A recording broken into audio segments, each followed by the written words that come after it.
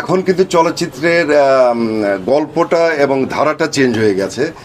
যেমন আমাদের সময় আমরা একই সঙ্গে 8জন 9জন হিরো রান করেছি, প্রত্যেকের হাতে প্রচুর ছবি ছিল। যেমন সিনিয়রদের মধ্যে আলমগীর ভাই ছিল, রাজ্জাক আঙ্কেল ছিল, ফারুক সাহেব ছিলেন, এরপরে মান্না, রুবেল, আমি, বাপ্পা, তারপর রিয়াজ, ফেরদৌস, এরকম অনেকেই ছিল। এবং একটা ছবিতে দেখা গেছে 3টা হিরো 3টা হিরোইন কাজ করছে, বা একাধিক হিরো হিরোইন নিয়ে, অথবা দেখা গেল সিনিয়র একটা আর্টিস্ট আছে, আলমগীর সাহেব, জসিম সাহেব আছে, শাবানা ম্যাডাম আছে, আমি, পপি, শাবনূর, আমরা অভিনয় করেছি। এবং ফ্যামিলি সেন্টিমেন্ট নিয়ে ছবি হইতো, এবং গল্পটা কিন্তু একটা বড় আকারে হইতো। কিন্তু এখন কি দেখা যাচ্ছে? এখন দেখা যায় যে একটা হিরো একটা হিরোইনই বেশি প্রেফার করে অনেকেই। অনেক হিরো হিরোইনের নাম শুনেছি, না ভাই 2টা হিরো থাকলে করব না, 2টা হিরোইন থাকলে করব না।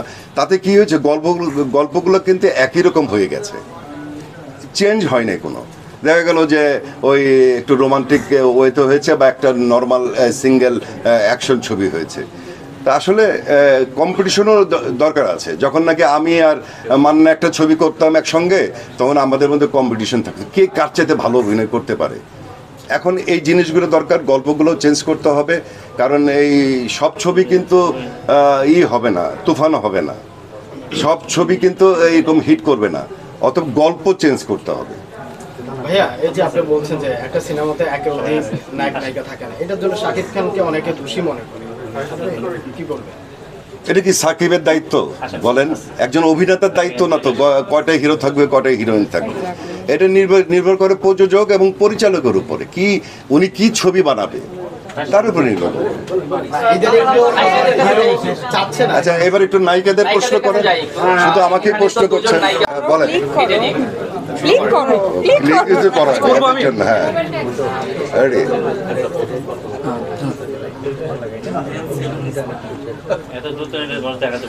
বলেন বলেন।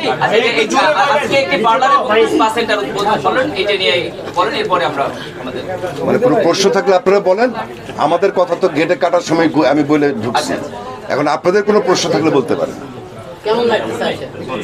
ভাই, আজকে যে এই পার্লারটা আসলে এটার অনুভূতিটা কেমন? অনুভূতি বলতে, কারণ এটা আমাদের নতুন কাজ না, আমরা এই ধরনের অনুষ্ঠানে প্রায় আসি। বিশেষ করে এই প্রতিষ্ঠানের যে মালিক, তার সঙ্গে আমার বিশেষ করে খুব ভালো সম্পর্ক। আর ওনার ডাকে এবং আফতাব বিন তমিজের ফোনে আমরা সেখানে, আর এই ধরনের একটা সুন্দর একটা প্রতিষ্ঠান, স্পা এবং সেলুন ম্যান ওপেন হলো।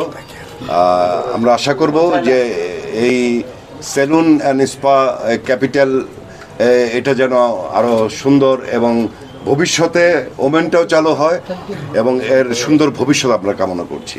তুমি বলো কিছু। প্রথমত আজকে যে ক্যাপিটাল মেন্স যে সেলুনটা চালু হচ্ছে, প্রথমত আমার তরফ থেকে অনেক অনেক শুভকামনা থাকলো। আর আমার কাছে মনে হয় একটা সেলুন, একটা মানে যত মানে বিশেষ করে যেহেতু এটা মেন্স, একটা সেলুন একটা মানে মানে ছেলেদের জন্য মেয়েদের মতোই, জাস্ট এটা অনেক ইম্পর্টেন্ট একটা পার্ট। কারণ হচ্ছে কি, কারণ শুধু ছেলেরা কিংবা মেয়েরাই যে ম্যানিকিউর পেডিকিউর কিংবা ফেসিয়াল করবে তা কিন্তু না, এখন কিন্তু সবাই করছে, কারণ নিজেদের মানে যত্ন এখন সবাই করছে না। কারণ অমিত ভাইও হয়তো কোথাও না কোথাও যাচ্ছে ফেসিয়াল করার জন্য, এটা আমার বউ করে।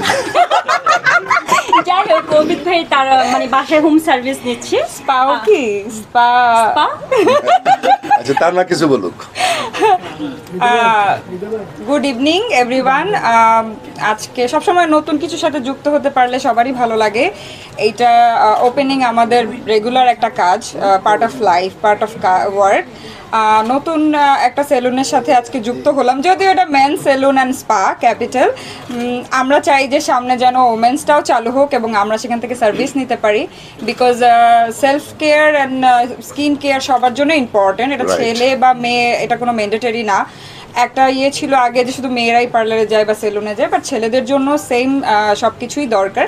সো স্কিনের নিজের ব্যাপারে টেক কেয়ার করা আমার কাছে মনে হয় এটা একটা ভালো দিক। সো ছেলেরা যারা এই এরিয়াতে থাকেন, পল্টনে বা মতিঝিল পুরো এরিয়ার যারা আছেন, খুব সুন্দর একটা ডেকোরেটিভ আমরা দেখলাম একটা স্পা। আপনারা চাইলে এখানে এসে সেলুন বা স্পা নিতে পারবেন।